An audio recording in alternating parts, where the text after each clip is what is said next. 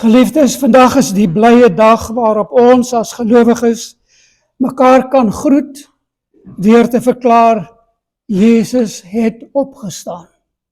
Jesus het waarlik opgestaan. Ofskoon dit 'n gebruik is wat in ons kultuur verdwyn het, is hierdie groet in sy diepste die verwoording van wat ons vandag gedenk. Dit wat ons gedenk in die opstanding, ons dankbaarheid vir Jesus se opstanding en ons werklike lewende hoop op sy wederkoms. Die opstanding en daarmee saam die wederkoms, sy terugkeer, is die grondslag van ons geloof.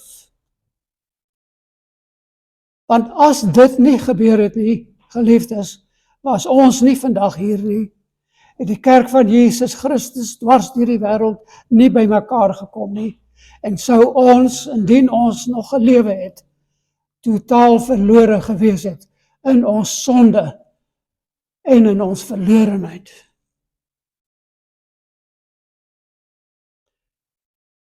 Ons vergader ook dan vandag rondom die nagmaaltafel, 'n gedenktafel soos Jesus dit ingestel het, om hierdie grootste gebeurtenis in die geskiedenis van die mens en die heelal te gedenk. En die nagmaaltafel is dan ook die plek waar ons die kernwaarheid, daar die absolute kern, die hart van ons geloof verklaar. Ons sondes is vergewe. Ons is versoen met God. Ons het die ewige lewe. Ons is deel van die geloofsgemeenskap, die kerk van Christus Jesus. En daarom het ons as grondslag van ons wese, dit is die grondslag van ons wese, op grond van al hierdie dinge, het ons dan vandag die lewende hoop op die ewigheid saam met God. Dit is soos ons onlangs in Romeine 5 vers 1 dan ook geleer het. Omdat ons dan uit die geloof geregverdig is, het ons vrede by God, deur ons Here Jesus Christus, deur wie ons ook deur die geloof toegang verkry het tot hierdie genade waarin ons staan, en ons roem in die hoop op die heerlikheid van God.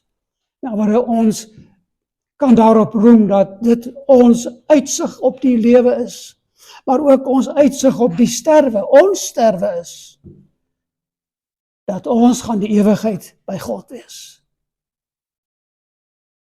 Ons lees ook in 1 Korintiërs 11 vers 26, waar Paulus die instelling van die nagmaal gegee het. Hy skryf in 1 Korintiërs 11, 26, want so dikwels as ons hierdie brood eet en die beker drink, verkondig ons die dood van die Here. En dan volg daar die frase, totdat hy kom. Totdat hy kom. Die tafel is dus 'n openbare verkondiging waar ons vir mekaar en die wêreld sê, Christus kom weer. Christus kom weer. Die nagmaaltafel is vir die gelowige daardie onbeskryflike voorreg vir hierdie tyd, want onthou, dit is net vir hierdie tyd. Hierdie bedeling tussen Jesus se opstanding en sy wederkoms. Dit is net vir hierdie tyd. Wanneer Jesus gekom het, is die nagmaal verby. Want dit is wat ons met die tafel verklaar, hy kom weer. Hy het opgestaan uit die dood, maar hy kom weer. So na die wederkoms, gaan dit nooit weer nodig wees om nagmaal te hê nie. Die viering hou dus op wanneer Jesus kom. Daarom moet ons verstaan, geliefdes, ook hier waar ons in hierdie groepie vergader, dit is heilige oomblikke hierdie. Dit is heilige oomblikke vir ons om te waardeer in hierdie unieke tyd en tydsbedeling van afwagting van die wederkoms. Want dan gaan ons hom sien, van aangesig tot aangesig. Soos die Grieks dit stel, prostonteion, van aangesig tot aangesig, van gesig tot gesig, in volle gemeenskap met God. En Romeine 8 vers 19 stel dit dan ook so, want die skepping wag met reikhalsende verlange op die openbaarmaking van die kinders van God. Dis 'n besondere vers hierdie. En eintlik as ons na die vorige vers kyk, Romeine 8 vers 18, waar dit sê dat die lyding wat ons nou hier op aarde verdien, is niks in vergelyking met die glorie wat ons in gaan wees nie. En dan hierdie vers, want die skepping wag met reikhalsende verlange. En ek glo dit is waarlik die verwagting in die hart van elke gelowige om te sê, kom Here Jesus, kom. Kom Here Jesus, kom. Waarvoor wag ons? Die skepping wag op wat? Op die openbaarmaking van die kinders van God. Die hele skepping, sê hy, kan nie wag om te sien wie die kinders van God gaan wees nie. Die wat waarlik gered is nie. Met ander woorde, die skepping wag om te juig op die blye dag, wanneer die ware gelowiges se geloof werklikheid word. Daardie dag, wanneer hulle geloof werklikheid word. En ons kan aan geen blyer dag dink nie. Maar nou sê Paulus, die hele skepping wag om te sien, wie gaan waarlik die kinders van die Here wees. En dit is dan die oomblik waarvoor elke gelowige leef. Dit is ons fokus in die lewe. Dit is wat dit behoort te wees. En dan is dit so interessant, ek het juis net voor die diens met Joshua ook daaroor gepraat, dit is so interessant om te kyk, nee, interessant is dit die regte woord nie, dit is eintlik so hartseer om rondom jou te kyk en te sien, waarmee is die wêreld besig op hierdie dag. En aan die bure oorkant en langs ons is karwas vandag die groot prioriteit. Nie een was naby enige geloofsgemeenskap nie. Die fokus is op dit wat hulle het, wat hulle rykdom is, wat hulle skatte hier op aarde is. Maar die gedagte aan hierdie dag kom nie by hulle op nie. Dit is hartseer. Absoluut hartseer. Maar terug na vandag. Vandag gedenk ons dan die opstanding. Sonder die opstanding sou die kruis 'n tragedie wees. En die redding van ons siele, net 'n illusie. Maar net 'n droom. Net 'n droom. Maar deurdat God Jesus uit die dood opgewek het, word Jesus sy identiteit, wie hy is, wat hy is, sy verlossingswerk, sy heerskappy objektief, histories, onherroepelik bevestig. Sy opstanding het dit alles bevestig. En daarom moet ons verstaan, en dit moet ons daardie vertroue gee, die selfversekering gee, dat ons geloof nie op 'n idee berus nie, maar op 'n werklike historiese gebeurtenis, waarin God self die dood oorwin het. Waarin God self die dood oorwin het. So wanneer ons na God se woord gaan, dan sien ons hoe sentraal die opstanding dwars deur die Bybel figureer. Ou Testament, Nuwe Testament, oral. En ek kan dit net kortliks opsom. Ek sal dit volgende Sondag op die bulletin ook vir julle gee. Dit is baie interessant om dit te sien. Waar ons sien die getuienis oor die opstanding wat dwars deur die Bybel is. Ons het byvoorbeeld in die Ou Testament is daar ten minste 5 definitiewe voorspellings en heenwysings na die feit dat dit gaan gebeur. Psalms in Jesaja, Hosea en Jona. En dan kom ons by natuurlik die 4 evangelies handel daaroor. Beskryf dit in detail. Maar dan kom ons by Handelinge, waarin daar 15 eksplisiete, besondere verklaringe is oor die opstanding. Dwars deur die boek van Handelinge. En dit is natuurlik dan ook gebruik om die Nuwe Testamentiese kerk te vestig. Want dit is met hierdie boodskap van hoop dat hulle die vertroue gehad het om uit te gaan in die wêreld en verlossing te verkondig. En dan in die res van die Nuwe Testament is daar ongeveer 40 verwysings na die opstanding. Dwars deur die sendbriewe tot in Openbaring. So ons sien dus duidelik, geliefdes, dat die opstanding 'n sentrale boodskap van God se woord is. Die koms, ja, maar maar ook dan die kruisiging, maar bo alles dan die opstanding. Het is so grondliggend aan ons geloof, dat iemand wat dit ontken, nie 'n ware Christen kan wees nie. En tog is dit vandag, mens kan dit skaars glo, is daar vandag teoloë in bestaande kerke, dwars deur die wêreld, ook in groot kerke, wat sê dat die opstanding was nie 'n werklikheid nie. Maar hulle is nog steeds teoloë en hulle lei nog steeds studente op, maar die opstanding word nie as 'n essensiële aspek van ons geloof gesien nie. Mens kan dit nie indink nie. Want ons moet verstaan, iemand wat in 'n Christus glo, wat nie opgewek is nie, glo in 'n magtelose, hopelose Christus, wat geen redder is nie. Dan was hy inderdaad maar net 'n goeie mens, 'n morele onderwyser, wat mooi dinge geleer het, maar wat geen blywende invloed op enige mens sou hê nie. Paulus beskryf dan dat juis in 1 Korintiërs 15 vers 17 sê, as dit is dat jy nie in die opstanding glo nie, dan is jou geloof waardeloos en is jy steeds in jou sondes. Dan is jou geloof waardeloos en is jy steeds in jou sondes.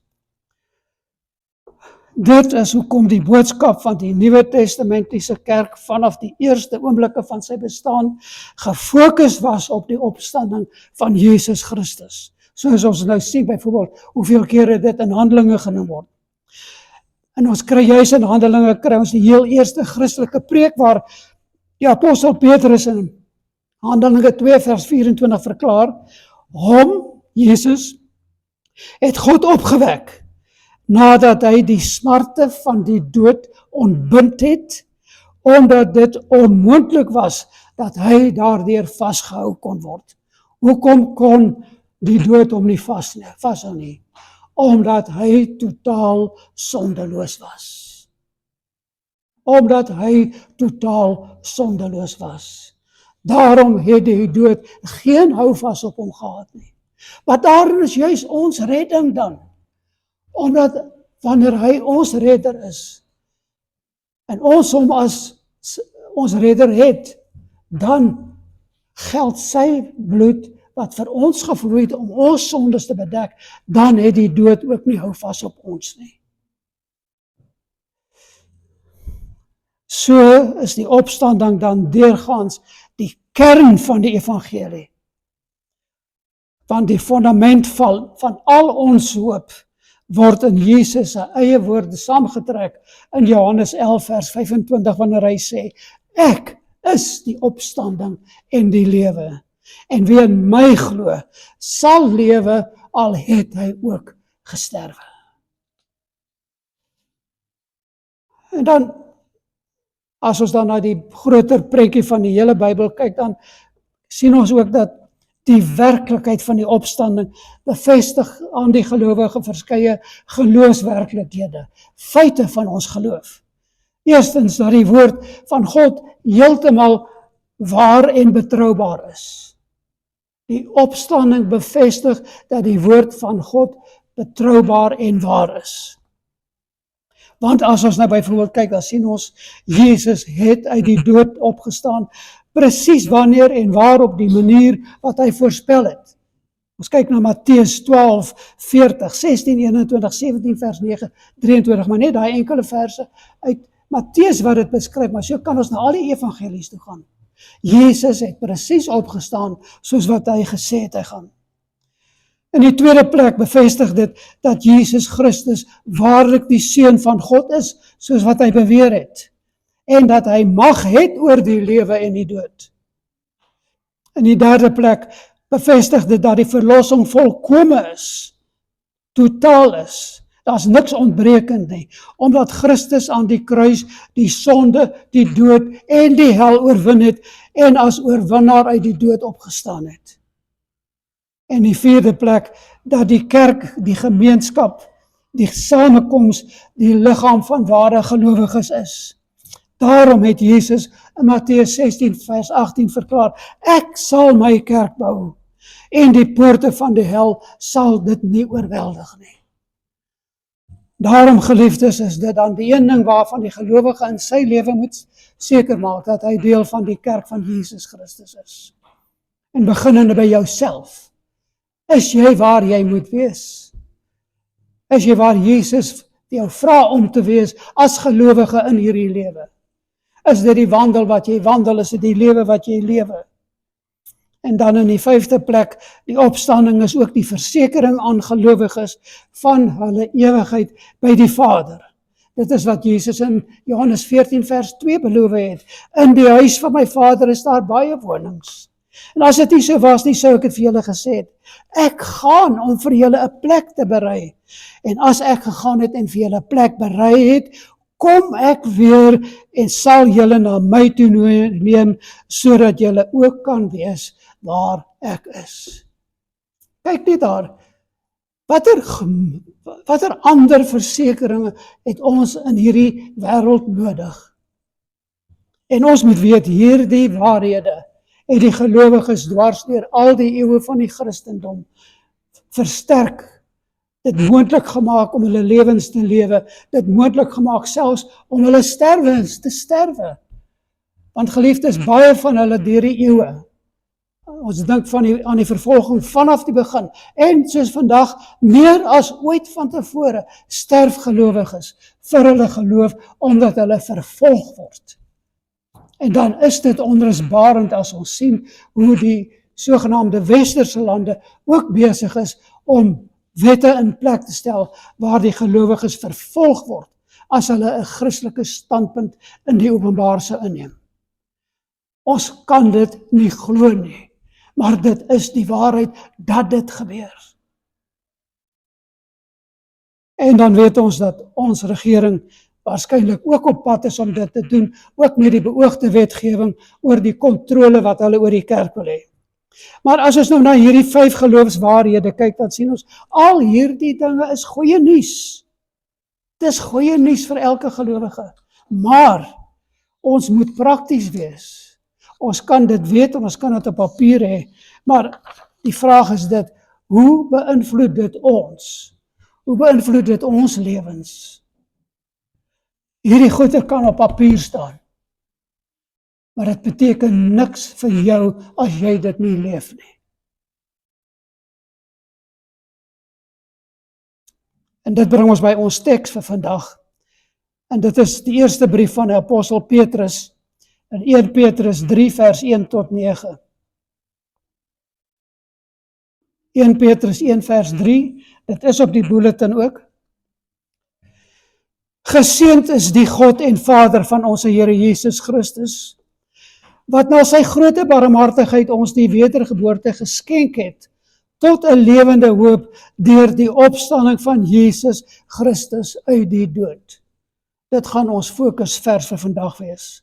Vers 4, sodat ons 'n onverganklike en onbesmette en onverwelklike erfenis kan verkry, wat in die hemel bewaar is vir ons, wat in die krag van God bewaar word deur die geloof tot saligheid wat gereed is om geopenbaar te word in die laaste tyd. Daarin verheug julle julle. Al word julle nou, as dit nodig is, 'n kort tydjie bedroef onder allerhande beproewinge, sodat die beproefdheid van julle geloof, wat baie kosbaarder is as goud wat vergaan, maar deur vuur gelouter word, bevind mag word tot lof en eer en heerlikheid by die openbaring van Jesus Christus, vir wie julle, al het julle hom nie gesien nie, tog lief het, en in wie julle al sien julle hom nou nie, tog glo, en julle verbly met 'n onuitspreeklike en heerlike blydskap, en die einddoel van julle geloof, die saligheid van julle siele verkry. Wat 'n wonderbaarlike teks is dit nie vir elke gelowige.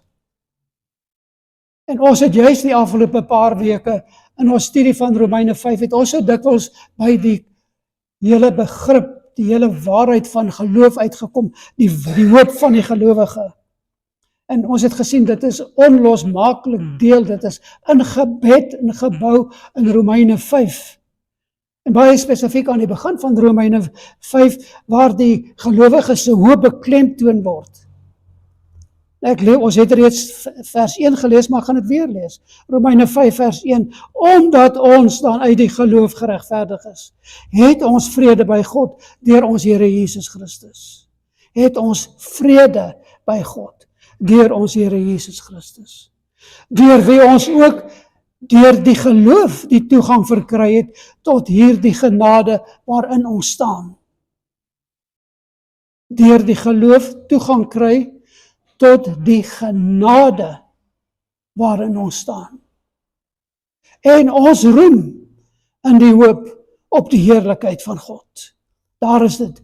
Ons roem op die hoop en op die heerlikheid van God. En nie alleen dit nie, maar ons roem ook in die verdrukkinge.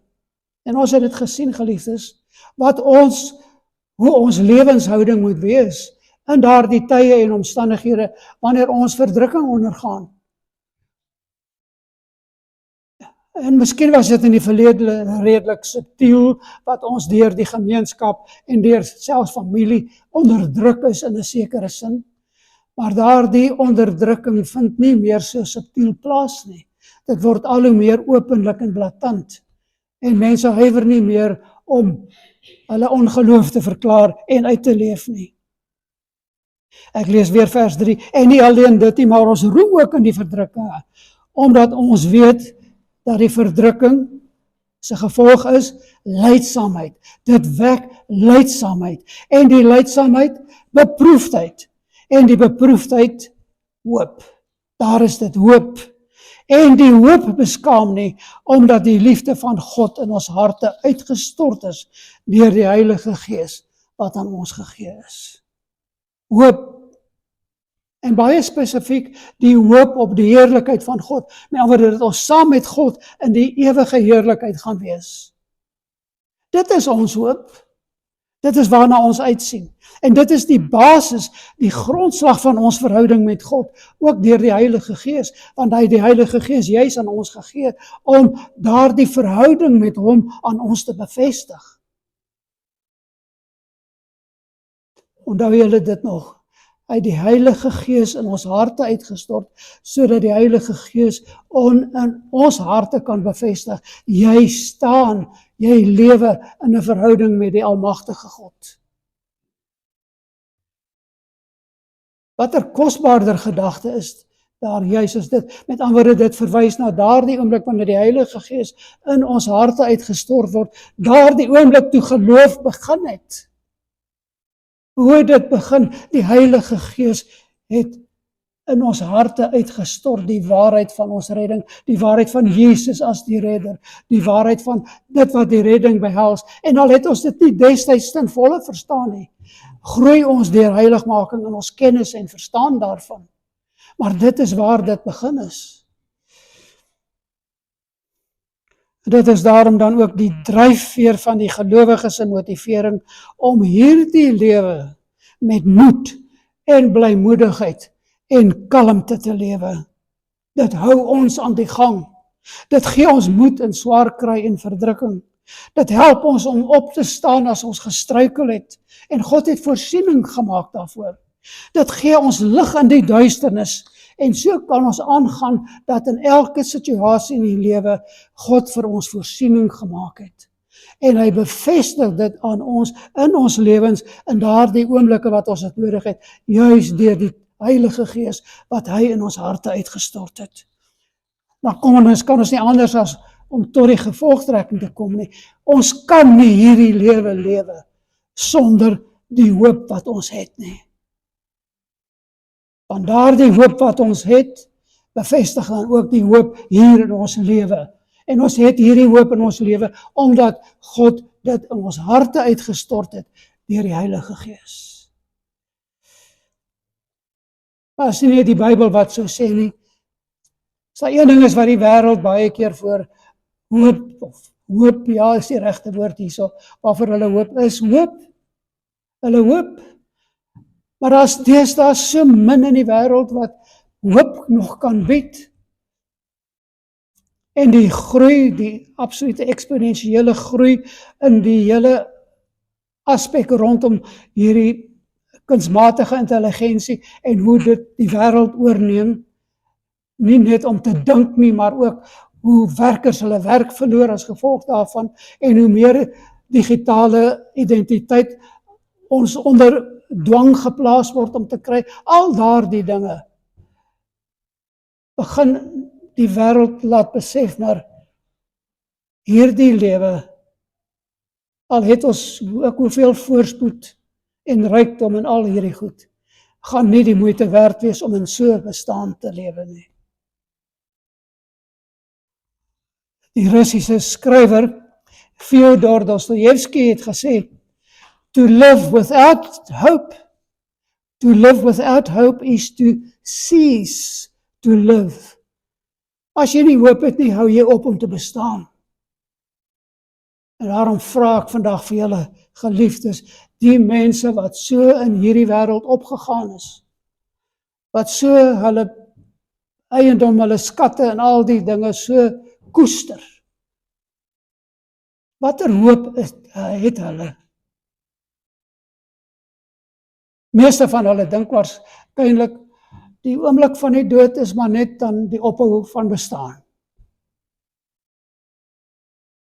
Maar daar is ongelukkig baie slegte nuus vir hulle, want dit is nie die waarheid nie.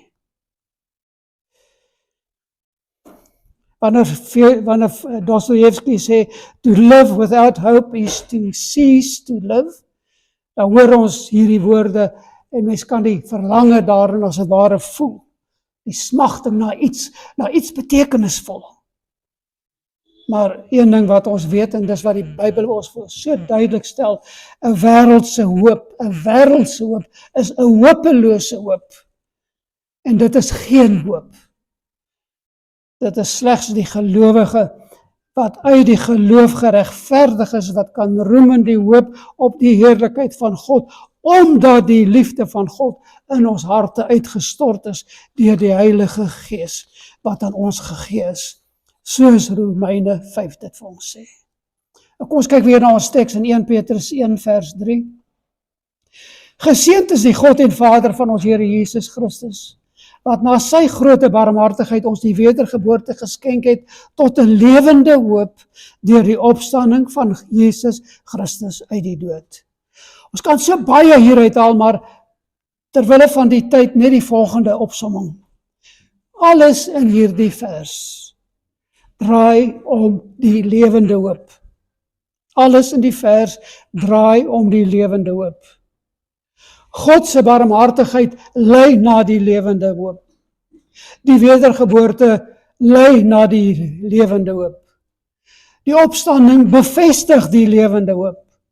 Ons nuwe identiteit in Christus leef uit in die lewende hoop. Ons toekoms word bevestig deur die lewende hoop. En ons voortgang as gelowiges, ons daaglikse lewe, ons voortgang as gelowiges, is op hierdie lewende hoop gebaseer, is in dit gevestig. Dit is die fondament daarvan. As ons soos Jesus dus gaan leef en lief hê, as ons meer soos hy wil word, soos wat dit ons begeerte is, soos wat God wil hê dat ons moet doen, ook in tye van benoudheid, bekommernis, verdrukking, beproewing, al daardie tye, dan moet ons as ons basis hê, ons moet gevul wees met hierdie lewende hoop. En op grond van hierdie teks gaan ons net dan nou nog na 3 vrae oor hierdie lewende hoop kyk. 3 vrae oor hierdie lewende hoop. In die eerste plek, wat is hierdie lewende hoop presies? In die eerste plek sien ons uit die Nuwe Testament dat hierdie hoop nie die onseker hoop is wat die wêreld aan hoop koppel nie.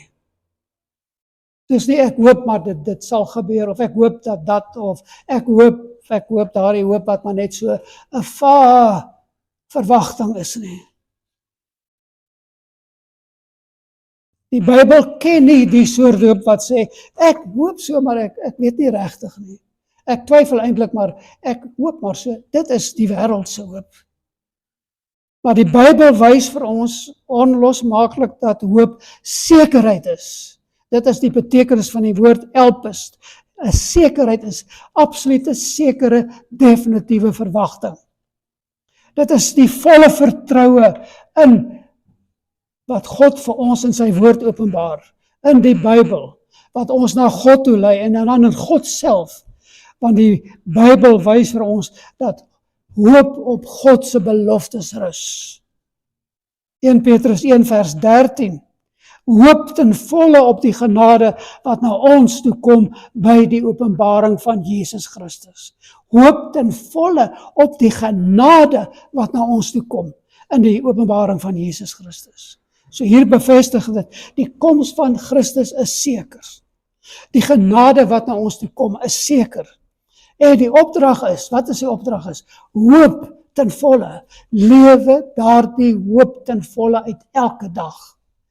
En as dit ons lewensbeheers, geliefdes, wil ek dan werklik dink dat ons, en nie net ons nie, maar die kerk van Jesus Christus, totaal anders sal lyk as wat hy tans lyk. Totaal anders sal lyk.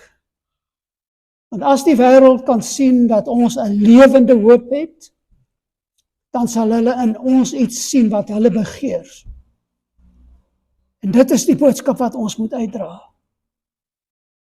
Daarom kan ons nie net op Sondag Christene wees, of dalk net vir hierdie uur, en dan die res van die tyd is ons maar net hierdie verwagtinglose mense, 'n sekere siellose mense wat geen verwagting in die lewe het nie.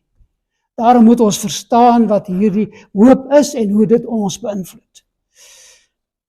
So ons moet intens verlang en volkome vertrou dat Jesus Christus weerkom met genade vir elkeen van sy mense. So definieer die Nuwe Testament hoop as volle versekering, sterk vertroue dat God sy beloftes sal vervul. Maar Petrus gaan verder, hy noem dit die lewende hoop. Lewende, die teenoorgestelde van 'n lewende hoop is 'n dooie hoop. 'n Dooie hoop. Nou, wanneer ons na Jakobus se sendbrief gaan, dan kry ons in Jakobus 2 vers 26, eintlik in hoofstuk 2, waar hy beskryf geloof wat sonder werke is. Geloof wat sonder werke is, sê hy, is dood. Dooie geloof met ander woorde is onvrugbaar, onproduktief, verander niks, het geen invloed nie, dra geen vrug nie, is nie sigbaar nie, beteken niks. Dit is nie sigbaar nie, omdat dit nie in dade manifesteer nie. Dis wat Jakobus sê. Maar lewende hoop teenoor dooie geloof. Lewende hoop teenoor dooie geloof. Lewende hoop is die teenoorgestelde daarvan. Want lewende hoop dra vrug. Lewende hoop beweeg die gelowige. Maar gee vir hom voortgang in die lewe. Hy het iets waarop hy kan staan, waarop hy kan vertrou. Het verander sy lewe drasties. Hy lyk anders as die wêreld. Die lewende hoop gee krag om juis in daardie moeilike situasies te bestaan. Om die dinge te doen wat vir jou as mens onmoontlik is. Waarvan een van die grootste beproewinge waarskynlik is om te vergewe. Lewende hoop wek gehoorsaamheid. Dit wek gehoorsaamheid om God se woord te wil gehoorsaam. En lewende hoop bring ook die vermoë om te volhard. Volharding. Dit is dieselfde lewend wat ons dan in Hebreërs vind, waar Hebreërs 4 vers 12 sê, die woord van God is lewend en kragtig. En so is die hoop van die gelowige. Lewende hoop is dus hoop met krag. Dis hoop wat God se werk in ons aanwakker en dit aanspoor. Lewende hoop is hoop wat ons lewens rig en vorm, of soos Petrus gesê het, dit gee vir ons voortgang. Nee, Paulus het dit gesê. Dit gee vir ons voortgang in die lewe. Wat beteken om voortgang te hê? Ons het krag om aan te gaan. En as ons dan daardie hoop het, daardie lewende hoop, sal selfs daardie kere wat ons voel of ons verdrink en ons staan nog net op ons tone, sal ook daardie krag ons dan meesleep en ons in die stroom van die lewe vorentoe neem, soos wat God dit wil hê. Daarin vind ons krag. Die tweede plek, antwoord ons die vraag, hoe ontstaan hierdie hoop in ons? Ek het al reeds daarna verwys ten dele. Nou sê 1 Petrus 1 vers 3, ons is weergebore tot 'n lewende hoop deur die opstanding van Jesus Christus uit die dood.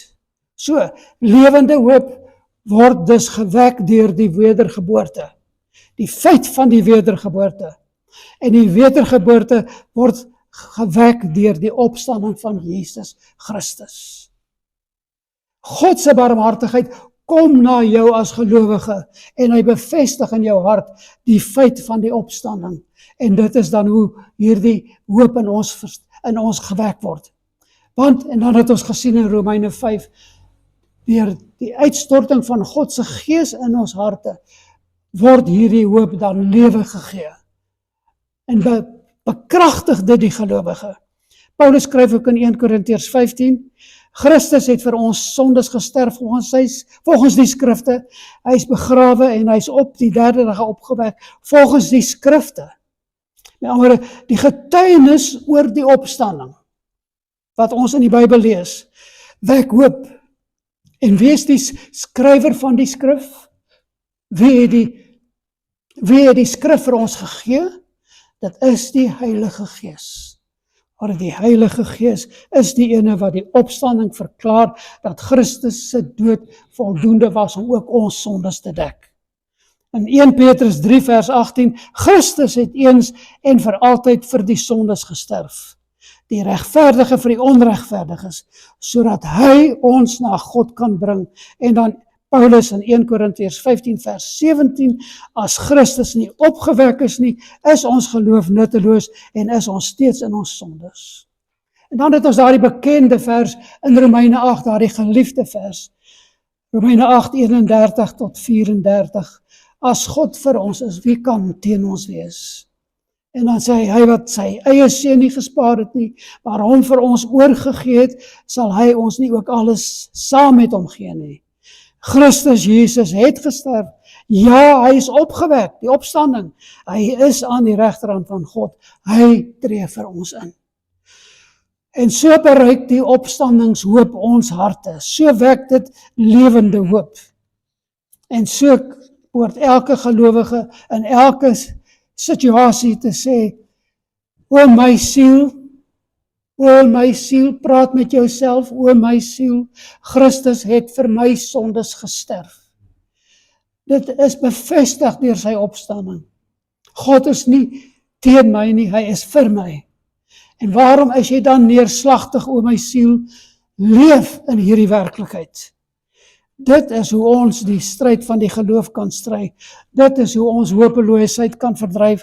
Dit is hoe ons in die lewende hoop staan. In die derde plek, wat doen hierdie lewende hoop in ons lewe? Verskillende goed, en ek gaan dit net vinnig noem. Lewende hoop verander die manier waarop ons leef. Daardie lewende hoop gryp in ons siele. En hy bevestig aan ons wie ons is, wat Christus vir ons gedoen het. En daarom dat ons anders is. Dat ons kinders van God die Vader is, wat graag wil lewe, soos hy vir ons vra om te doen. Dat ons die gebooie wat hy vir ons gee, sal gehoorsaam. Maar nie omdat ons daardeur iets verdien nie, maar omdat ons die Vader plesier en verheerlik. Dit is, ons wil dit graag doen. Ons wil dit graag doen. Die lewende hoop wek dus in ons daardie gehoorsaamheid aan God en sy woord. En dan praat ek nie net van die gebooie nie, ek praat ook besonderlik ook van al die voorskrifte in die Nuwe Testament vir die kerk en die gelowiges. So moet julle dan lewe, sê al die Nuwe Testamentiese sendbriewe, sê elke evangelie waar Christus se lering presies gebeeld geskryf word. So moet ons dan lewe. Lewende hoop bring die vermoë tot volharding. Ons kan in onsself het ons nie die krag om te volhard nie. Maar lewende hoop gee vir ons daardie vermoë tot volharding. Dit dra ons deur swaar kry. Dit hou ons vas in versoeking.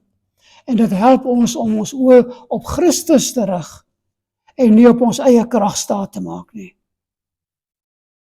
En dis juist miskien een van die sleuteldinge wat ons so dikwels in die lewe laat faal wanneer ons nie wil nie.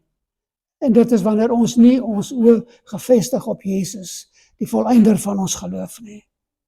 Lewende hoop vorm ons karakter. Dit is so 'n belangrike aspek.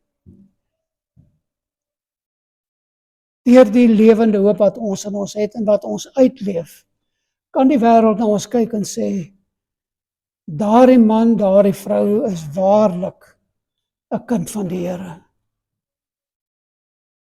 Is waarlik 'n kind van die Here. En ek vertrou dat dit die begeerte van elke gelowige is, dat mense dit van ons sal sê. En dan nie op grond van wat ons bely nie, en ons kan rondgaan en onsself besing en onsself hoog en groot maak in die lewe. Maar op grond van wat ons is, en op grond van wat uitvloei uit daardie is, dit wat ons doen. Dit is die kenmerke van die gelowige. Hoe weet ons dat ons kinders van die Vader is? Op grond van wat ons is, waar ons is, daar by ons geliefdes, in ons familie, in die gemeenskap, waar ons ons ook al bevind, en wat ons daar doen.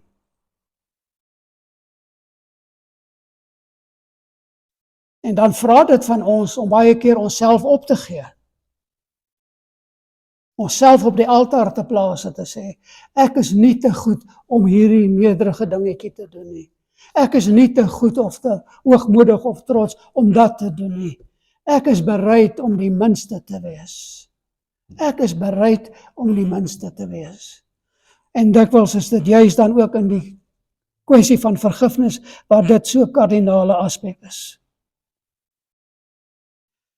Lewende hoop kan ons ook sê, maak ons dus, saamgevat van al hierdie eienskappe, maak ons heilig. Want wanneer is dit wat mense kan sê, daardie man of daardie vrou is waarlik 'n kind van die Here, wanneer ons in ons 'n heiligheid het, wat onaantastbaar is deur die wêreld en die invloed van die wêreld. Waar dit nie aan ons saak maak wat die wêreld van ons sê, en ek bedoel dit nie in 'n onverskillige manier nie, maar omdat ons uniek en in 'n sekere sin anders is,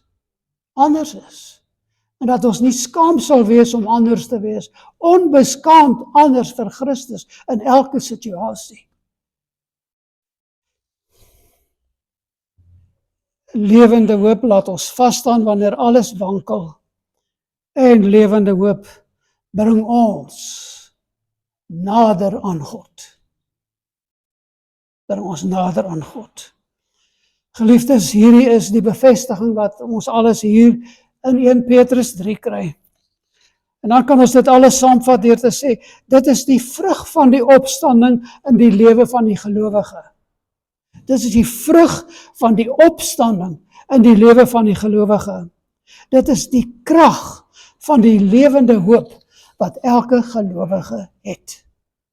Dit is die krag van die lewende hoop wat elke gelowige het. Ons het nou na hierdie lewende hoop gekyk.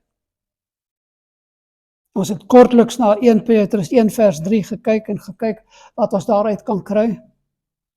Ons het gehoor wat dit is. Ons het gesien hoe God dit in ons wek en bewerk. En ons het gesien hoe dit ons lewens vorm en dra en voortgang gee. En dit bring ons nou juist dan, geliefdes, hier by die tafel van die Here.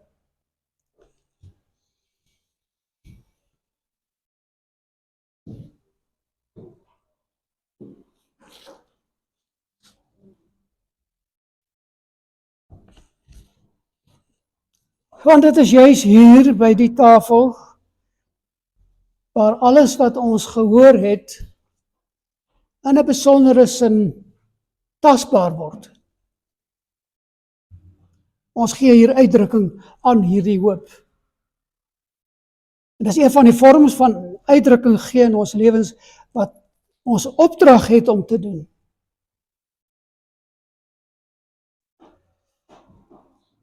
Hier word lewende hoop, is dit nie net 'n idee nie.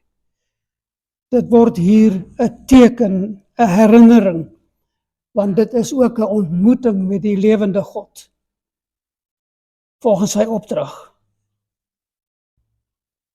Hier word ons herinner dat Christus werklik gesterf het. Hier word ons herinner dat Christus werklik opgestaan het. En hier word ons herinner dat Christus werklik leef. Die brood sê vir ons, hy het sy liggaam vir ons gegee. Die beker sê vir ons, hy het sy bloed vir ons gegee. En die tafel sê vir ons as 'n geheel, hy leef en hy kom weer. En wanneer ons dan na die tafel kom, geliefdes, dan doen ons dit nie as mense wat maar net hoop dat dinge sal uitwerk nie. Ons kom juis dan met die lewende hoop. Ons kom as mense wat weet dat God sy beloftes hou. Ons kom as mense wat weet dat Christus vir ons is en nie teen ons is nie, en dat hy intree vir ons juis daar waar hy nou is, by God die Vader. Ons kom as mense wat weet dat hierdie hoop, hierdie lewende hoop, nie kan sterf nie, want Christus leef. Christus leef. En daarom kom die uitnodiging dan vandag, na elke ware gelowige, om met eerbied en met heilige ontzag en met lewende hoop in die hart na die tafel te kom en daaraan deel te hê. En kom ons luister nou na die woorde van Paulus in 1 Korintiërs 11 vers 23 tot 29, waar die tafel ingestel word. Die tafel van die Here. 1 Korintiërs 11:23, want ek het van die Here ontvang, wat ek ook aan julle oorgelewer het, dat die Here in die nag waarin hy verraai is, brood geneem het, en nadat hy gedank het, het hy dit gebreek en gesê, neem, eet, dit is my liggaam wat vir julle gebreek word, doen dit tot my gedagtenis. En net so ook die beker na die ete met die woorde, hierdie beker is die Nuwe Testament in my bloed. Doen dit, so dikwels as julle daaruit drink, tot my gedagtenis. Hy herhaal tot my gedagtenis. Dus hierdie tafel is dus, word gevolg deur die Nuwe Testamentiese kerk, omdat Christus gesê het, doen dit. Gedenk my dood, gedenk my opstanding, gedenk die hoop wat julle het. Doen dit tot my gedagtenis. Dit is hoekom ons dit doen. Wie dan op onwaardige wyse hierdie brood eet, of die beker van die Here drink, sal skuldig wees aan die liggaam en bloed van die Here. Met ander woorde, jy kan verseker dan wees, dat jy betaal jou aandeel aan sy dood. Jy, goed, ander dag. Maar die mens moet homself beproef, en so van die brood eet en uit die beker drink. Want wie op onwaardige wyse eet en drink, 'n oordeel oor homself, terwyl hy die liggaam van die Here nie onderskei nie. Hierdie verwys enerzijds na die liggaam van ons Here Jesus wat gekruisig is, maar het verwys ook na die liggaam wat uit gelowiges bestaan en waarin die gelowiges wat soos gelowiges lewe deel moet wys en toon dat hulle deel is van die liggaam. Met ander woorde, hier by die tafel word die lewende hoop van die gelowige verklaar. En dit sal aanhou, deur die kerk verklaar word, totdat Jesus kom. En tot dan sal ons onsself en mekaar aanhoudend hieraan herinner, totdat Jesus Die brood herinner ons aan die liggaam van Christus, wat vir ons in ons plek gegee is. Die beker herinner ons aan die bloed van Christus, wat namens ons gevloei het en ons sondes bedek. En die tafel herinner ons dat hy opgestaan het en dat hy leef en dat ons 'n ewige, lewende hoop het. Want ons doen dit totdat hy kom. En so kom ons dan nou, geliefdes, ons kom nie in vrees na hierdie tafel toe nie, maar ons kom in 'n lewende hoop. Ons kom nie in onsekerheid nie, maar in vertroue. Nie in ons eie verdienste nie, maar in die genade van ons Here Jesus Christus. Maar voordat ons dan die tafel nader, moet ons ten einde hierdie tafel nie te ontheilig en op onwaardige manier gebruik nie, moet ons sondes bely. En ek vertrou julle het dit reeds by die huis ook gedoen. Maar wanneer ons nou nog in die volgende paar oomblikke 'n kans kry om dit nog verder, miskien wys die Heilige Gees jou nog steeds op sondes wat jy nie bely het nie. Maar wanneer jy dit dan bely, bevestig dit dan ook aan ons, dat die lewende hoop wat ons het, begin nie by ons nie. Dit begin by God se vergifnis. Die lewende hoop begin in God se vergifnis. En ten einde in hoop te leef, moet ons eers in daardie genade staan, dat ons daardie vergifnis vir onsself pleit, en dit ontvang, en dit aanvaar. En ons eer dus Christus, wanneer ons dan deur na hierdie tafel kom, te erken, dat ons die tafel by wyse van spreuke nodig het. Dat ons die herinnering daaraan nodig het. So kom dan, laat ons stil word voor die Here en bely dat ons sondig is, dat ons struikel, dat ons hom nodig het. En neem dan tyd om die sondes te bely wat die Heilige Gees julle aan herinner, en vra die Heilige Gees om ons te herinner aan al daardie sondes wat ons nog nie bely het nie, sodat ons dan met al ons sondes bely na hierdie tafel van die lewende hoop kan kom. Neem nou 'n paar oomblikke om dit te doen.